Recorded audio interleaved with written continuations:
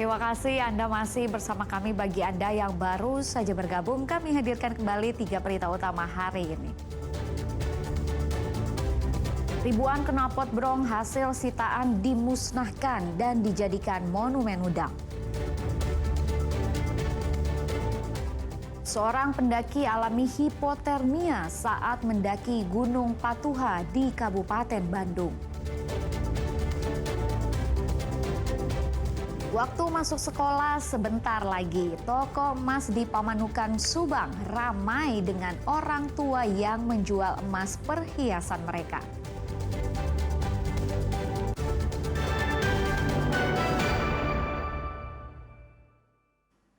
Menjelang berakhirnya masa liburan sekolah, kawasan wisata Lembang, Bandung Barat, dan kawasan Puncak, Kabupaten Bogor dipadati kendaraan para wisatawan. Kepadatan arus lalu lintas sudah terpantau sejak di ruas tol Padelenyi kilometer 123 Padalarang, Bandung Barat. Ribuan kendaraan dari arah Jakarta menuju Bandung mendominasi 3 lajur sehingga kondisinya padat merayap. Tak hanya di jalan tol, kemacetan juga mewarnai beberapa titik menuju kawasan wisata Lembang. Antrean kendaraan dari arah Bandung menuju Lembang sejauh 2 km terjadi di Jalan Setiabudi. Hingga Simpang Betrix, lalu lintas didominasi mobil pribadi dan bus pariwisata dari luar kota. Arus kendaraan keluar dari tol Jagorawi menuju kawasan Puncak Kabupaten Bogor Sabtu lalu macet panjang. Kemacetan mengular sepanjang lebih dari 5 km. Kepadatan kendaraan tak terhindarkan meski petugas Satlantas Polres Bogor sudah memberlakukan plat nomor ganjil genap di pintu masuk kawasan Puncak dan arus satu arah.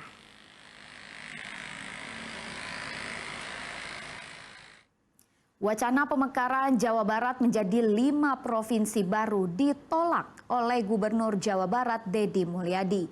Deddy menilai pemekaran wilayah bukanlah kebutuhan masyarakat Jawa Barat saat ini.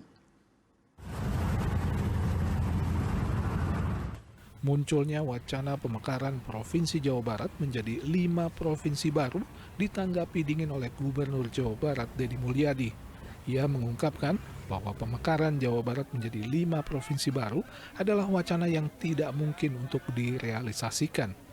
Anggaran pemerintah Provinsi Jawa Barat yang jumlahnya sudah terbatas lebih baik dialokasikan untuk peningkatan pelayanan umum seperti perbaikan jalan, sarana pendidikan, sarana kesehatan, dan pertanian daripada digunakan untuk membuat provinsi baru. Itu wacana yang tidak mungkin direalisasikan. Kenapa? Pertama, ada moratorium yang tidak mungkin dibangun provinsi baru. Yang kedua, yang urgent hari ini anggaran kita ini dimanfaatin pembangunan jalan, sekolah, irigasi, puskesmas, rumah sakit, sarana prasarana layanan publik.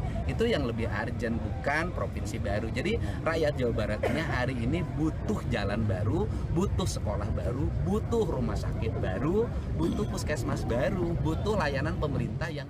Sebelumnya muncul wacana pemekaran Jawa Barat menjadi 5 provinsi baru, yaitu Provinsi Sunda Pakuan yang meliputi Kota Bogor, Kabupaten Bogor, Kota Sukabumi, Kabupaten Sukabumi, Kabupaten Cianjur, dan Kota Depok. Lalu Provinsi Sunda Taruma terdiri dari Kabupaten Purwakarta, Kabupaten Subang, Kabupaten Karawang, Kabupaten Bekasi, dan Kota Bekasi. Kemudian Provinsi Sunda Caruban meliputi Kabupaten Kuningan, Kabupaten Cirebon, Kota Cirebon, Kabupaten Indramayu, dan Kabupaten Majalengka. Berikutnya Provinsi Sunda Priangan yang terdiri dari Kabupaten Bandung Barat, Kabupaten Bandung, Kota Cimahi, dan Kabupaten Sumedang. Dan yang terakhir Provinsi Sunda Galuh yang meliputi Kabupaten Garut, Kabupaten Tasikmalaya, Kota Tasikmalaya, Kabupaten Ciamis, Kota Banjar, dan Kabupaten Pangandaran. Muhammad Rizal melaporkan dari Kota Bandung.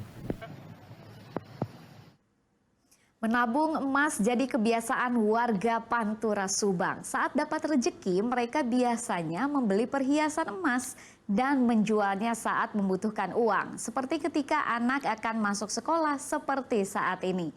Toko emas pun ramai didatangi warga.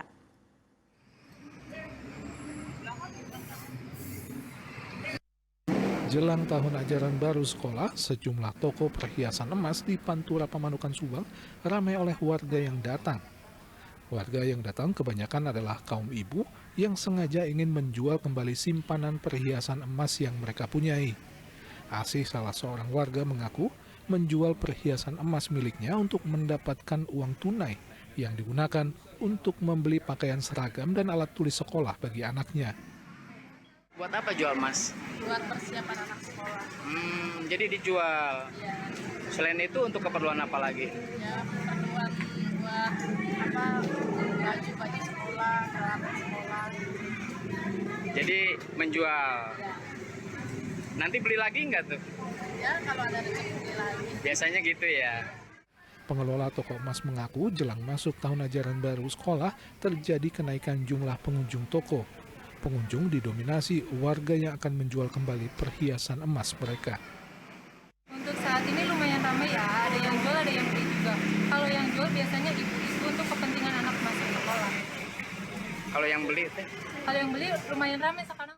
Selain untuk memenuhi kebutuhan pakaian seragam dan kebutuhan sekolah anak-anak, ramainya warga menjual perhiasan emas juga untuk memenuhi kebutuhan hidup sehari-hari.